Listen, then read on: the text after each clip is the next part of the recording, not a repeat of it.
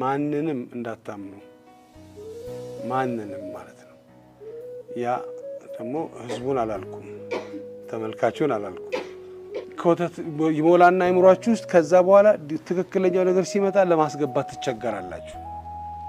መስማት የማትፈልጉትን ወይም ደግሞ እንደገና ደግሞ በጣም የምታከብሩት ወይም ደግሞ በጣም የምትወዱት ሰው ብዙ ነገር ሲያደርግ ልታዩት ትችላላችሁ። ለካ እኔም ማቀው እሱን ነው ይሄኛውን አይደለም ማለት አለባችሁ።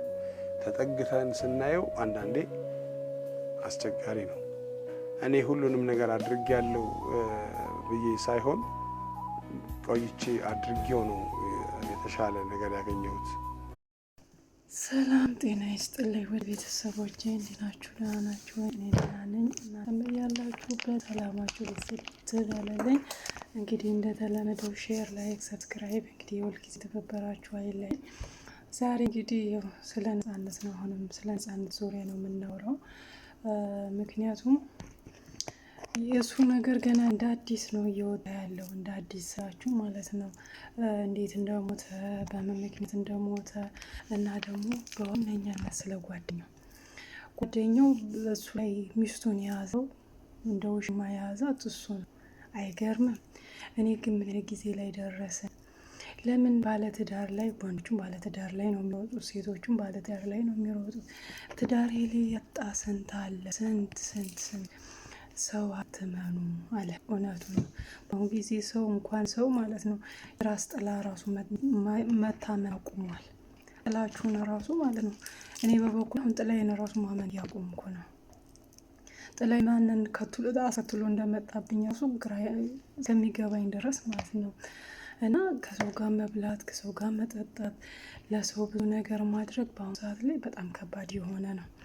እንግዲህ ደግነት እንዳለ ሆኖ ደግነታችሁን አንሱ አይደለም፣ ግን በአሁኑ ሰዓት የሚጎዳችሁ የራሳችሁ ሰው፣ የእኔ ያላችሁት የትም አይሄድም አይክዳኝም ያላችሁ ሰው ነው በአሁኑ ሰዓት እየከዳችሁ ያለው። ምን እንደሆነ አላውቅም። ጊዜው በጣም ከባድ ሆኗል። እናሱም ነጻነት ከመሞቱ በፊት አለመጠየቅ ሲደረግ የራሴን ያመንኩት የራሴ ያልኩት ሰው ነው እየጎዳኝ ያለው። ግን ይሄንኛው ሰውዬ አላውቀውም እስከምል ድረስ ያንኛው ነው ማውቀው እስከምል ድረስ ሰው አትመኑ። አዎ በአሁን ጊዜ ሰውን ውደዱት እንጂ አትመኑት። በአሁን ጊዜ ራስ ማመን ከባድ ሆኗል። ሰው አለኝ ነው እንጂ ወይንም ደግሞ ለሰው አለው ነው እንጂ ሰው አለኝ ማለት በጣም ከባድ የሆነበት ዘመን ላይ ደርሰናል። ስለዚህ ምን ልላችሁ ነው? አንደኛ ደረጃ ሚስቱ ይህ ልጅ እውነት ለመናገር በአሁኑ ሰዓት እንኳን አይደለም ከኢትዮጵያ ወደ አሜሪካ የቀረና ማለት ነው ብር ልልክ እንዴ ስንት አረብ ሀገር ሽንት ቤት እያጠበች የሚበላው እኮ ቁጭ ብሎ ነው።